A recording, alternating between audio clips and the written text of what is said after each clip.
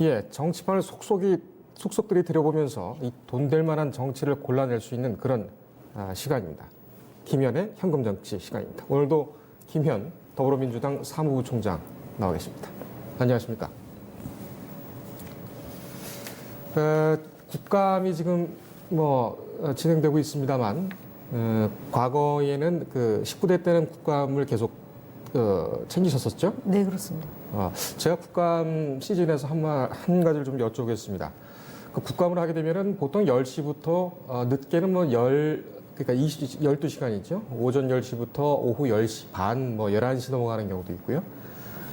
그렇게 하시고서 또 그 다음 지역으로 또 내려가시지 않습니까? 지방으로도 가시고. 그 체력이 되십니까? 국정감사 기간 동안에는 지역구 활동을 주말 빼고는 거의 못하는 거라고 봐야 돼요. 예. 그리고 국정감사 기간에 또 지역구를 간다는 것 자체가 제가 볼 때는 그거는 국정감사를 소홀히 할 수도 있다라고 되기 때문에 예. 집중하는 것이 맞죠. 국정감사 기간 동안에는 그 국정감사에 집중하는 게 맞고, 물론 이제 오랫동안 정치를 하신 분들은 또 연륜이 쌓이다 보면 네. 같이 병행할 수도 있겠지만 초선 의원의 경우는 거의 그렇게 하기는 힘들 예. 거고요. 특히 이제 이번이 20대 국회 마지막 국감이고 사실 민생 경제 부분에 대한 쟁점이 많이 있음에도 불구하고 지금 야당의 경우는 조국 대전을 치르고 있지 않습니까? 네. 굉장히 이제 지금 이례적인 사건이 연일 이제 연출이 되고 있는데 조금 이제 소나기가 내릴 때 이제 피하는 방법도 있고 돌이 없으면 맞을 수밖에 없는 건데요. 지금 국정감사는 제가 볼 때는 굉장히 국민들이 궁금해하고 국민들한테 다가가야 될 내용들이라기보다는 정쟁의 도구로 악용되고 있다. 이번 예. 국감은 그렇게 봐야겠습니다. 알겠습니다. 여성규 법사위원장 얘기를 좀 해보겠습니다. 어젠가요? 그 여성규 위원장을 윤리위원회에 제소를 하셨죠? 네, 그랬습니다. 일단 서울고검입니다만 서울고검 국정감사 때에 언론에 보도된 것은 크게 두 가지입니다. 첫 번째 한 가지는 김종민 의원에 대한 입에 담지 못할 그런 격떨어지는 말. 그리고 또 하나는 검찰에 패스트트랙 수사를 하고 있는 검찰에 대한 직접적인 압박 논란이 있었죠. 그렇죠. 그게 어찌 보면 더 심각한 문제인 거죠. 욕설은 자질에 대한 문제인 거고요. 네. 그다음 그 사람의 인간 됨됨이를 보여주는 거고.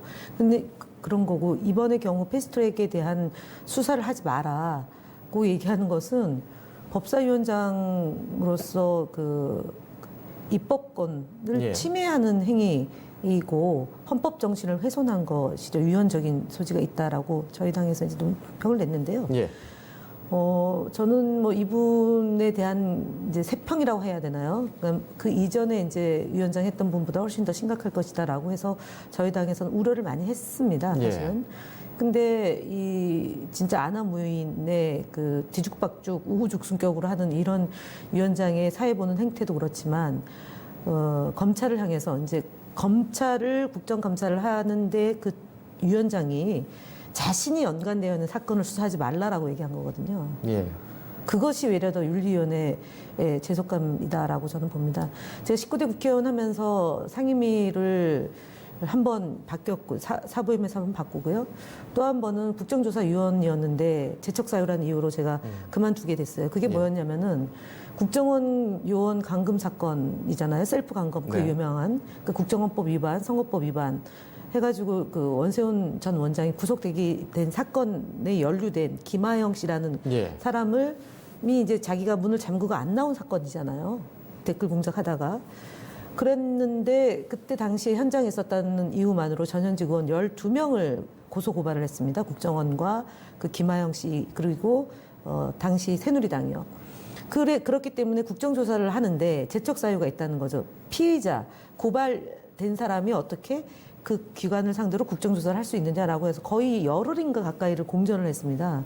그래서 도리 없이 이제 저랑 진선미 의원이 그만두게 된 건이고, 그 다음 제가 경찰 조사를 받고 있다고 해가지고 행정안전위원회에서 있으면 안 된다라고 해가지고 상임위를 옮겼습니다. 그 정도로 19대 때 그 당시 집권 여당의 소위 말하는 폐악질이라고 얘기하는 건 이루 말할 수가 없는 건데 지금 벌어지고 있는 자유한국당의 오만 불소남이라고 얘기하는 거지 않습니까?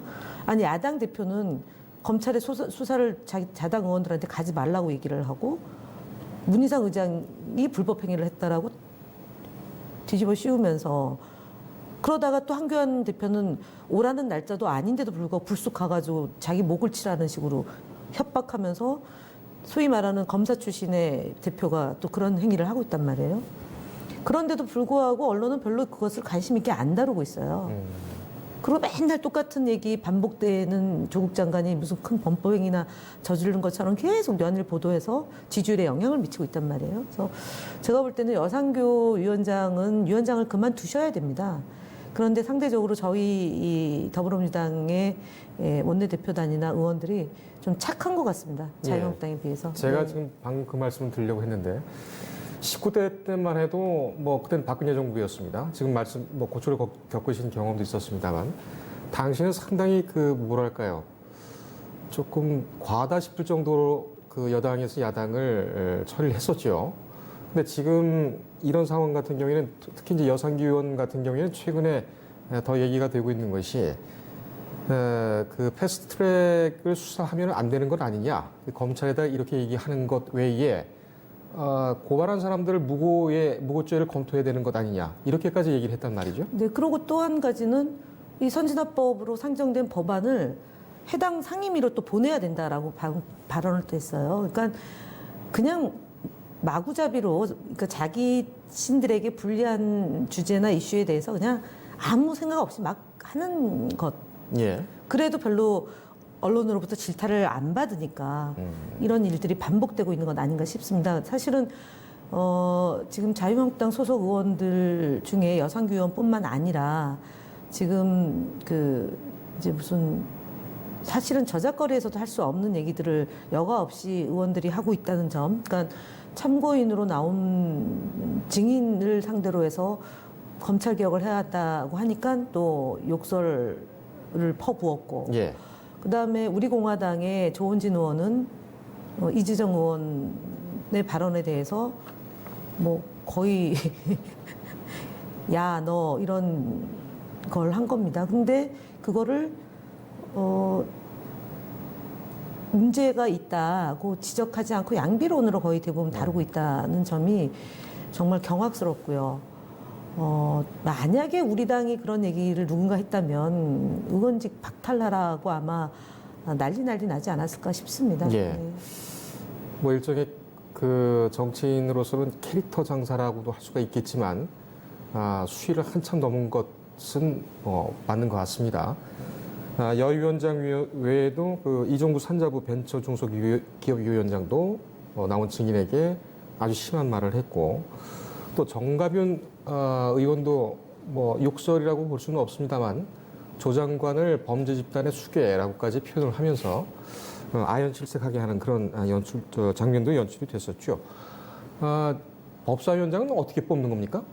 법사위원장은 국회에서 선출을 하는데 이제 자당 그러니까 이제 뭐 위원장의 몫이 있는 거지 않습니까? 자유한국당 몫이 있고 더불어민주당 몫이 있고 그다음에 이제 바른미래당의 몫이 있는데 정의당까지 있었죠. 근데 이제 정의당이 그 지난번에 원내교섭단체를 구성했다가 의원 수 때문에 안 돼서 이제 비교섭단체인 거고요. 그러니까 지금이 3당이 교섭단체이지 않습니까? 그래서 거기서 위원장을 서로 이제 뭐 8명, 9명, 뭐 7명, 그리고 한두 명 이렇게 해가지고 이제 뽑고 자기 당에서 뽑고 그거를 이제 본회의에서 뽑는 선출하는 건데 자유한국당은 상임위원장을 1년, 그러니까 워낙 선수가 많은 분들이 3선 이상이 많다 보니까 2년을 보통 하죠. 2년을. 그러니까 의원들도 해당 상임위에서 특별한 변수가 없는 한 2년을 활동을 상반기, 하반기로 나누어서 2년을 하거나 4년 내내 이제 같은 상임위에서 활동을 하는데 이 부분은 자유한국당은 1년마다 이렇게 교체를 한 거죠. 그래서 지난번에 권성동 법사위원장이었다가 이제 여상규 하반기에 이제 여상규 위원장으로 이제 선출을 한 거고 얼마 전에 이제 논란이 됐던 국토교통 위원장의 경우는 이제 그런 약속 한 적 없다고 해서 징계를 받았죠. 그 당으로부터 징계를 받아서 지금 네. 국토교통위원장은 계속 하고 있는 상태 이렇게 되어 있는 거죠. 알겠습니다. 뭐 소박하게 좀 볼 때는 그 여상규 위원장 같은 경우에는 황교안 대표나 아니면 나경원 원내대표보다도 훨씬 더 기수가 높은 어떻게 보면 법조계의 원로 선배입니다. 꼼짝 못하는 거죠. 예, 그런데 더구나 삼선이고 그런데 저렇게까지 뭐랄까요 당에 대한 충성심을 보인다고 할까요?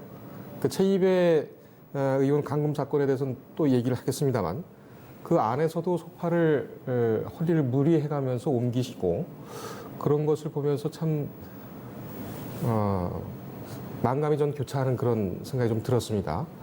특히 한국당에 좀 그런 분들이 좀 많은 것 같아요. 이건 왜 그렇습니까? 그러니까 지금 이제 공천을 앞두고 있는 것이고요. 공천의 기준 중에 하나가 대여 투쟁을 적극적으로 하고 그다음에 문재인 정부를 공격하고 그것이 언론에 노출되는 빈도수가 높은 경우는 좋은 점수를 주고 이제 막말하는 의원들에 대해서는 이제 뭐 징계를 한다거나 해서 두 번 다시 그런 일이 없도록 하겠다라고 얘기를 했음에도 불구하고 막말의 주체가 지금 원내대표나 당대표가 막말의 주체이지 않습니까? 예. 그러니까 그쪽에서는 제가 볼 때는 언론에 노출되는 빈도수가 높으면 높을수록 정치활동을 잘한다라는 기준이 적용되는 것 같습니다. 그러다 보니까 앞서 얘기했던 것처럼 이제 문재인 대통령을 험하게 비판하면 보도가 되고 또 예를 들어서 이제 최입의 의원 감금건의 경우는 뭐 나경원 의원이 지시했다는 참고인의 진술도 확보가 돼 있다고 하는데요. 그런 식으로 선진화법은 그거는 지키지 않아도 되는 법이다라고 얘기하면서 이제 선전선동을 한 거죠. 결국은 그 당시에는 어쨌든 뭐 불법을 해서라도 막겠다. 공수처, 그다음에 검경 수사권 조정의 문제, 선거구제 개편 문제에 대해서 막는 것이 이제 최우선이었고 그것이 계속 언론에 노출이 되면서 예. 박수를 받은 거죠. 그 지지하는 정당의 지지자들이나 정당원들로부터. 법적인 문제는 또 별개의 것이고요. 그러다 보니까 지금 이제 여상규 위원장은 거의 그 뭐 청문회 때도 보시다시피 기소되면은 장관직을 유지할 거냐라는 얘기를 하면서 기소가 될 거라는 걸 미리 사전에 알지 않고서는 할 수 없는 발언을 야당 의원들이 한 거란 말이에요. 그러니까 결국은 검찰과 야당 의원 일부와 그다음에 언론이 삼각편대를 구축을 해서 문재인 대통령과 문재인 정부를 흔들고 조국 장관을 낙마시키는 것이 최고의 목표였다. 왜냐? 검경 수사권 조정 문제나 공수처를 설치를 반대하는 검찰의 입장을 충분히 반영을 해야 되기 때문에 그래야지만 어쨌든 이후에 본인들이 갖고 있는 그런 수사 이 부분에 대해서도 좀 거래가 가능한 것이 아니냐라는 그런 큰 의혹을 갖고 있는 거라고 봐야 되겠죠. 알겠습니다. 네. 그 지금 윤리위가 작동을 하겠죠. 어떤 절차를 거쳐서 어디까지 그 징계가 나올 수가 있습니까? 일단은 윤리위원회가 이제 그러니까 국회의원들로 구성되기 전 단계인 그 전문가들로 모여진 그 위원회가 또 있으면 소위원회가 있는데 사실은 그 위원회에서 일단은 의견을 먼저 전체 윤리위원회에다가 낼 거고 또 그 윤리위원회 안에 또 소위원회가 있습니다. 그래서 논의가 있을 텐데 제가 알기로는 20대 국회 들어가지고 이 윤리위원회에 제소된 의원들에 대해서 제대로 논의가 안 되고 있는 걸로 알고 있어요. 지금도. 근데 뭐 사실은 얼마 남지도 않았고 별로 신경을 안 쓸 법한 건데도 불구하고 지금 야당에서는 굉장히 반발을 하고 있는 거죠. 나경원 원내대표가 사과를 했으면 그만이지 어떻게 윤리위원회까지 가느냐 적절하지 않다고 하는 것은 아마 여상규 법사위원장의 그 검사 출신이라는 점, 그 다음에 이제 검사와의 커넥션 이런 것들이 좀 이 원내대표가 도를 넘어서 여상규 위원장을 방어하고 있는 것 아니냐 꼭 볼 수밖에 없겠습니다. 하나 좀 그 바로 잡을 것은 여상규 위원장은 검찰이 아니고 판사 출신. 판사인가요? 네. 예, 좀 짧게 했죠. 네. 예, 그 지금 패스트트랙 얘기를 좀 해보죠. 나경원 대표가 직접 지시를 했다. 이거 굉장히 뭐랄까요? 충격적인 그런 얘기입니다. 당시에 최입의 의원을 감금한 것 아니냐. 이렇게 나 원내대표한테 그 기자들이 질문을 하니까 설득하는 과정이다. 그런데 최입의 의원이 경찰까지 불렀다. 오히려 과를 저쪽으로 넘기는 태도까지 보였어요. 하지만 이것이 이 사실로 확정이 되고 이렇게 된다면 상당히 심각한 문제 아니겠습니까? 그렇죠. 이제 개인이 참여했을 경우가 이제 형사처벌과 그다음 벌금형이 500만 원이고 조직의 경우는 1,000만 원 이상이면 그리고 10년 동안 그 피선거권이 박탈되는 게 되지 않겠습니까? 500만 원 이상일 경우에는요. 그렇고 사주를 한 거니까 공동 정범에다가 이제 사주를 한 거기 때문에 훨씬 더 죄가 형사상에 묻는 죄도 무거울 것이고요. 예. 선진화법에 저촉되는 국회법상으로도 무거운 죄가 되는데 사실 지금 이제 그 세 번의 그 경찰 조사를 받으라고 했는데도 불구하고 안 나온 의원들이 이제 강금 사건에 연결되어 있는 의원들이고 지금 이제 그 나경원 의원도 소환을 요청을 받았는데 지금 안 하고 있는. 예, 이번까지 나오라고 했는데 네. 예, 안 나갈 것으로 네, 그렇게 돼 있고 그래서 어쨌든 지금 강금을 지시했다라고 하면 제가 형량까지는 살펴보지는 않았지만 예. 국회의원 못 하는 거죠. 예. 네. 이 질문 좀 여쭙고 싶었습니다. 그 국회의원들, 그 국회의원들 같은 경우는 그 안에서 내부에서 일어나는 일이기 때문에 뭐 보좌관이라든지 비서관 통해서라도 그 다 알지 않습니까? 근데 지금 그 나경원 원내대표가 최입의 의원을 감금하는 거기에 직접적으로 지시 내지는 묵인을 했다. 이런 내용을 혹시 그 국회 안에서 여의도에서 혹시 그 들리던 저는 얘기가 뭐 직접 있었습니까? 들은 건 없고요. 그 지난 토요일 날인가부터 해서 이제 그 내용이 나온 것 같고요. 예. 그 최입의 의원실에 보좌진이 들었다는 거 아닙니까? 네. 그 한 명씩 화장실 들어가서 통화하고 나오고 이제 그리고 본인이 경찰을 불러서 이제 나가겠다라는 의사를 표시했는데도 불구하고 못 나가게 막은 거고 예. 그 다음에 이제 창문을 깨서라도 나오겠다고 하니까 그제서야 이제 문을 열고 나올 수 있었다 이제 이건데 예. 그때 과정에서 통화한 내용이 그러면 나오지 말라고요? 계속 뭐 그런 내용이 검찰에 가서 진술을 한 거기 때문에 그건 빼도 박도 못하는 것이지 않을까 싶습니다. 결국은 공판 중심주의인데 특정한 진술이 일관성 있게 된다라면 그거는 증거가 되는 거기 때문에 예. 예, 나경원 의원 어차피 이 문제라면은 이제 통화 기록도 봐야 될 것이고 그럼 지금처럼 이제 조국 장관과 주변을 샅샅이 조사했던 검찰대로라면 현재 의원들 다 CCTV 확보해야 되는 것이고 이미 확보가 됐을 거라고 저는 보고 근데 실내에서 CCTV는 없기 때문에 예. 예, 통화 기록, 통화 내용 이런 것들을 다 수사 대상으로 놓고 봐야 되는 거겠죠. 알겠습니다. 갈수록 좀 정가나 또 법조계 사회가 더 어지러워지는 것 같군요. 이럴 때일수록 좀 김 전 의원께서 중심 잘 좀 잡아주시길 바라겠습니다. 오늘 말씀 감사합니다.